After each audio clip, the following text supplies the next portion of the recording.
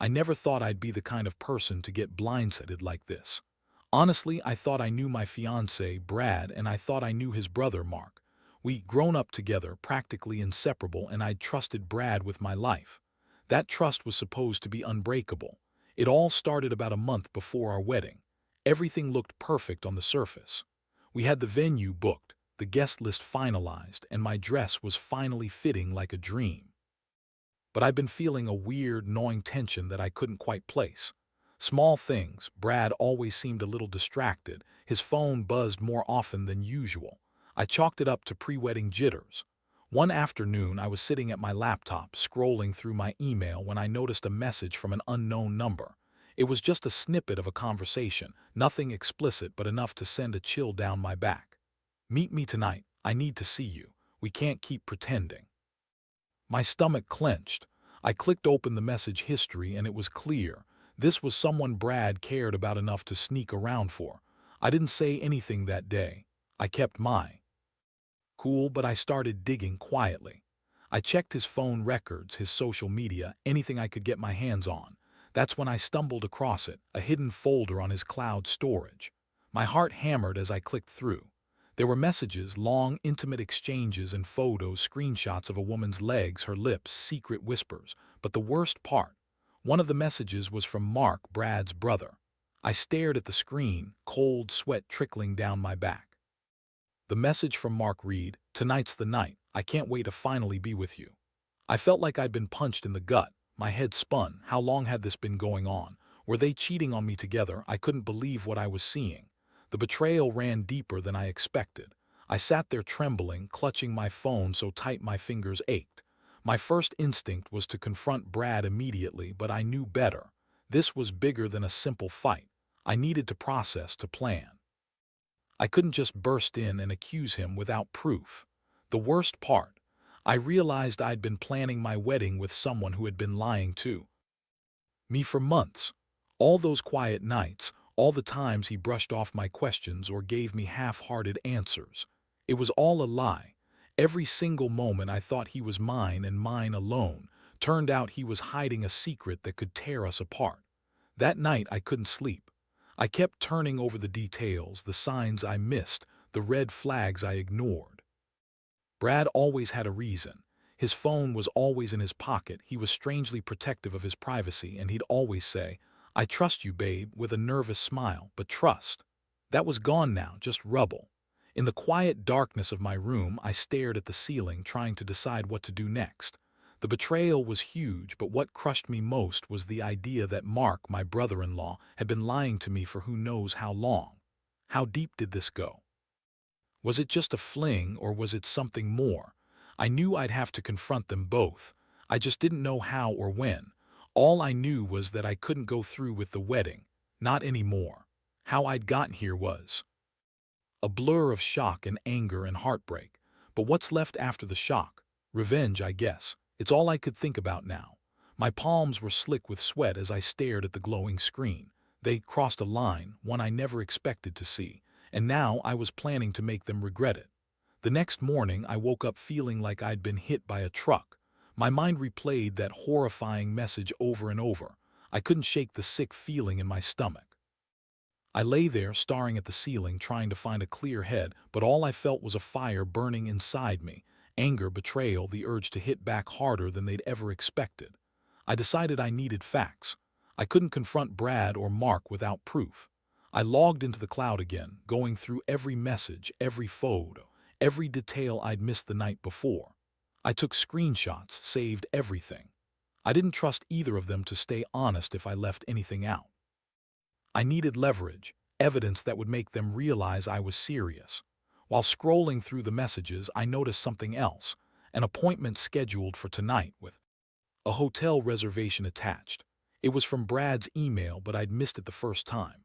My heart pounded in my chest. That's when I realized they weren't just messing around. They had a plan, a rendezvous for tonight. That was the moment I'd catch them red-handed, or so I thought. I sat back, my hands trembling as I clutched my phone. What was I supposed to do? Do I confront them tonight? Do I wait and catch them in the act? I knew I couldn't let this slide. Not anymore. I needed to set my trap, something that make them regret ever crossing me. I started orchestrating my plan. I needed a way to make sure they wouldn't get away with it, even if I wasn't there physically. I contacted a friend, someone I trusted who owed me a favor, and explained what I'd found. I told her to keep an eye on Brad's phone and to send me anything suspicious. I also arranged to be out of town, just in case they decided to change their plans last minute. As the day dragged on, I felt the weight of what I was about to do. Part of me kept thinking, is this really what I want? But the bigger, angrier part insisted that I had to do this to send a clear message. I wasn't going to be a victim, not this time. That evening, I made sure I looked as indifferent as possible, like I wasn't waiting for anything. I watched Brad pack a bag, acting casual, but I could see the flicker of nervousness in his eyes. My stomach twisted. I could tell he knew I was onto him. When he left with that smug attitude, I knew I'd pushed him to the edge. I slipped into his phone where I'd hidden a GPS tracker earlier that day. I wanted to know exactly where he was going, exactly when. The screen lit up with his location at the hotel he'd booked. I felt a strange mixture of satisfaction and nausea. I stayed quiet, watching him, pretending I didn't care. Inside, I was boiling. I'd never felt so betrayed, so humiliated. I'd been planning my wedding, imagining a future with him, while he was busy cheating on me with his brother.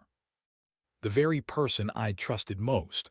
I gripped my phone until my knuckles turned white. This was the moment I knew I had to act. I had everything I needed. The evidence, the plan. I wasn't going to give them the satisfaction of catching me off guard. I would confront them both on my terms, and when I did, it would be with the truth laid bare. I could already feel my heart pounding, the adrenaline rushing. My revenge was coming, and I was ready for it. The night grew darker and the silence in my apartment was deafening. I checked the GPS one last time. Brad was still there, waiting in that hotel room. I took a deep breath, my fingers trembling as I prepared to make the call that would shatter everything. I knew this was only the beginning, but there was no turning back now. This was my moment to finally, definitively, make them see that I wasn't the one they could cheat on and walk away from. Not anymore. The moment I hit call, my hands felt like they belonged to someone else, shaking, clammy, sweaty. I stared at the screen, waiting for the ring to start. My mind raced with every possible outcome, every way this could blow up in my face. But I knew I had to do it. No more waiting, no more hiding. Hello, Brad's voice came through smooth but with that slight edge of nervousness I'd come to recognize. I took a deep breath. Hey, I just wanted to talk before you go any further. There was a pause, then a quick, nervous laugh. What do you mean? I told you I was out tonight. Yeah, I saw the reservation, the hotel. I know what's going on. My voice was steadier than I felt. I kept my eyes glued to the GPS, watching his location, waiting for him to slip up. Look, babe, it's not what you think. Oh, I think I do, I interrupted. You're with Mark right now, aren't you? Or am I wrong? Are you not planning to cheat on me with your brother? Silence. The phone hung in the air like a bad joke that didn't land. I could almost hear the gears turning in his head. You're crazy, he finally spat. You're imagining things, just stop. No, I'm not imagining anything. I found your messages, Brad. I saw everything. You and Mark planning this little rendezvous right in front of my face. Did you really think I'd never find out? He cursed under his breath. This is bullshit. You're just jealous or you're trying to ruin everything. I'm trying to save myself from a disaster you and your brother planned, I shot back. How long has this been going on? How long have you been lying to me? More silence. Then a sharp breath. Look, I didn't mean for you to find out like this. I was going to tell you. Yeah, I bet, I snapped. But you never did. Instead, I've been planning my wedding while you and Mark were busy cheating behind my back. Do you even realize how sick that is? He muttered something I couldn't catch, then finally said, You're blowing this out of proportion. It's just a stupid mistake. No, I interrupted. It's not just a mistake, it's a betrayal. And I've got enough proof to make sure everyone knows what kind of people you really are. That was when I heard a crackling noise on the other end. Brad was breathing hard now. I could practically feel the sweat in his voice. It was strange how calm I sounded compared to the storm inside me. You want to see how serious I am? I asked, voice cold. Because I've got the evidence right here. Every message, every photo. How about I send them to your phone right now? Wait, he said, voice trembling. Don't do anything stupid. Oh, I'll do worse, I said. I'm done. Done with the lies, the betrayal, the pretending everything's fine. You're not just a liar, you're a cheat, a thief, and a terrible brother. I wouldn't want to see your face again after this." He finally hung up. I stared at the screen, heart pounding yet strangely relieved. I'd done it. I'd finally confronted him. Now I just had to wait for him to come home or not. Either way, I'd made my move. I hurriedly saved all the messages and photos, then shut my laptop. I took a deep breath and looked around my apartment, the place I'd called home for years. It suddenly felt different, smaller, colder. The trust I'd once had was shattered, like fragile glass smashing into pieces beneath my fingertips. As I sat back on the couch, everything felt surreal. The adrenaline was still there, swirling in my veins. I knew that this was just the beginning. The real work was about to start. I'd made my decision and there was no turning back now. Brad was going to pay for this one way or another. The question was, how? And what came next? The answers swirled in my mind, dark and promising. I couldn't wait to see how they'd react when the truth finally hit them. The hours ticked by slower than I expected. I sat in my dim apartment, replaying the confrontation over and over, feeling that strange mixture of relief and dread. The evidence was safe, the plan was set, but I knew they wouldn't just roll over. Brad was stubborn and Mark was reckless. I had to be prepared for whatever came next. I spent the next couple of hours mapping out my next move. I knew the basics. I'd let Brad come home, pretend everything was normal, and then, when the moment was right, I'd reveal everything. But I also needed something extra, something that would make both of them regret ever thinking they could betray me and get away with it. My mind settled on one thing: leverage. If I could turn the tables, make them feel as vulnerable and exposed as I felt, maybe I could finally put an end to their lies. I'd already shared the evidence with a trusted friend, just in case I needed backup. Now I needed to be ready for their reaction, whatever it was. When I heard the door open around midnight, my chest tightened. My stomach flipped. I kept my face neutral as Brad stepped inside, looking tense but trying to act casual. His eyes darted around, checking for signs I knew nothing. "You're awake," he said, voice cautious. "Yeah," I replied, trying to sound calm. I figured I'd wait up. He hesitated, then sat on the edge of the couch. "Look, I know you're upset, but I swear I didn't mean for this to happen. It was a mistake, just a one-time thing." I stared at him, feeling every inch of anger simmering just below the surface. "A mistake? Brad, I saw the messages. I saw the hotel reservation. You were planning this all along, weren't you?" He rubbed his hands together, avoiding my gaze. "I guess I was just caught up in everything. I didn't want to hurt you, I swear." That's when I decided to go for broke. I pulled out my phone, not bothering to hide it anymore. "You want to explain this?" I asked, turning the screen toward him. I played the recorded voice of his brother, Mark, directly from the messages I'd saved, the one where Mark told him he couldn't wait for tonight. Brad's face paled. His eyes widened, and for a second he looked like a trapped animal. "You recorded that?" he muttered. "Yep," I said, voice cold. "And I've got everything else too. The messages, the photos. How long have you two been lying to me?" He looked away, silent, his jaw clenched, his fists tight. The room felt thick with tension. "You really thought I'd never find out?" I said, voice trembling with anger. "You've been planning this, sneaking around, while I was over here thinking we were building a life. That's why you've been so distant lately, right? You knew you were caught." He finally looked up, eyes flashing with a mixture of guilt and defiance. "I didn't want you to find out like this, but it's not what you think." "Oh, I think I know exactly what it is," I snapped. "You're a liar, and I don't want anything to do with that kind of person anymore." He stood up, trying to come closer. "Please don't do this, we can fix it, just give me—" "Stop," I cut him off. "You had your chance, you and Mark both, but I'm done. I've got the evidence and I've got a plan. This isn't just about hurting you, it's about making sure you never do this again to someone else." I saw the flicker of panic in his eyes. That was good. I wanted him scared. I wanted him to realize he wasn't untouchable. "You'll regret this," he spat. "You're just blowing things out of proportion."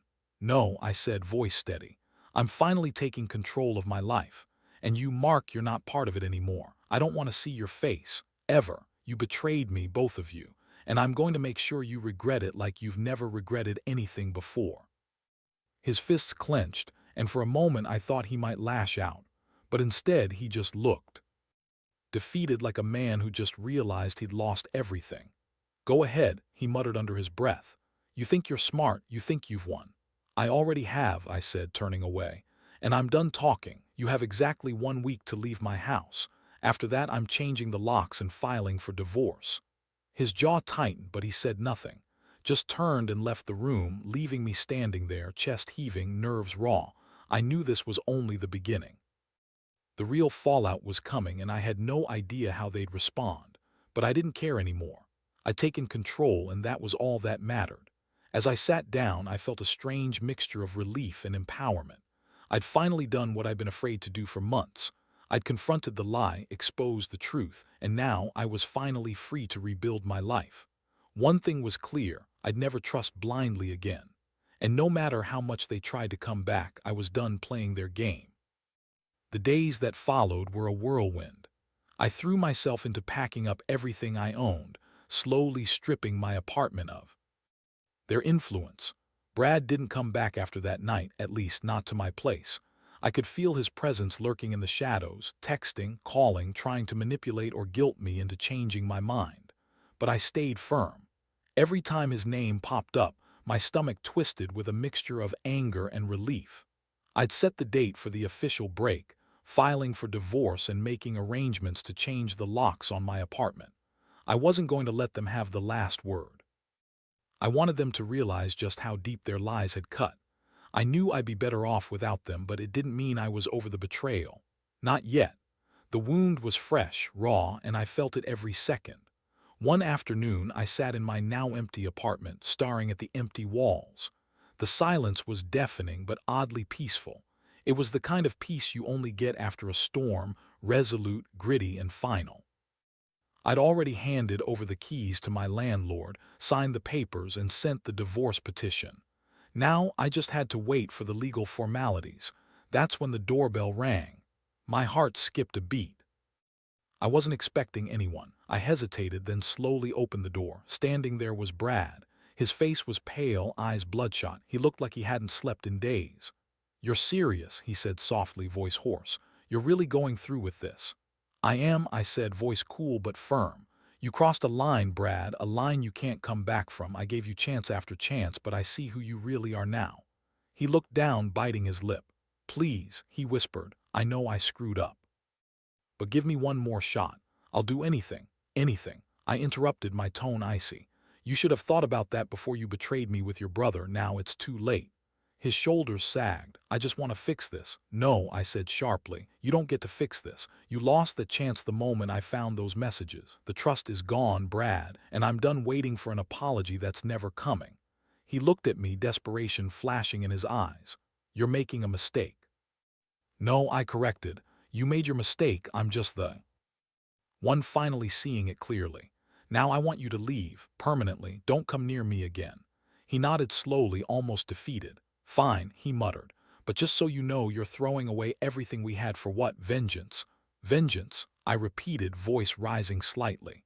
"No, this is about self-respect, about finally putting an end to the lies. I deserve better, and I will find it." He hesitated at the door, then turned without another word.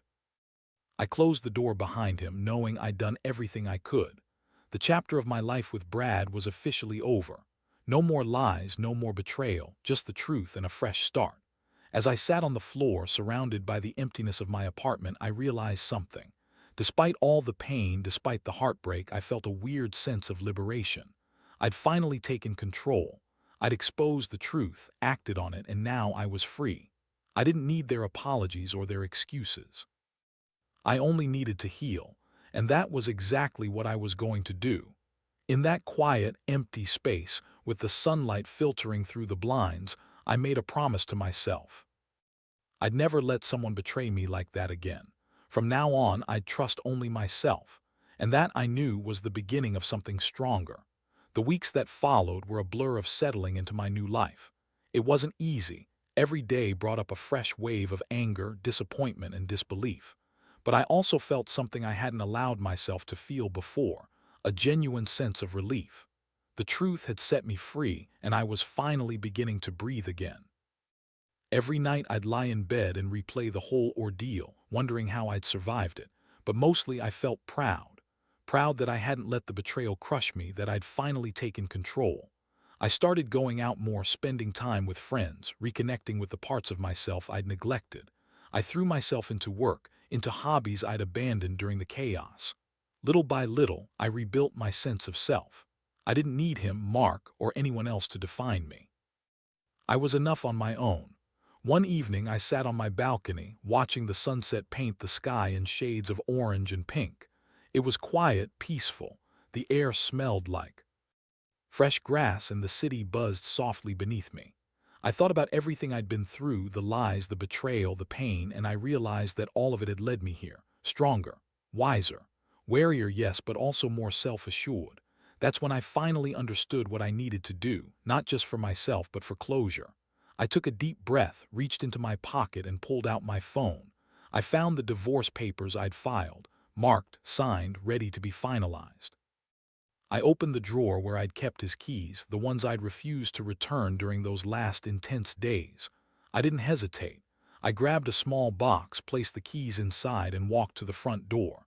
I put the box on the porch, knocked twice, and then turned away without looking back. I didn't need to watch him pick it up.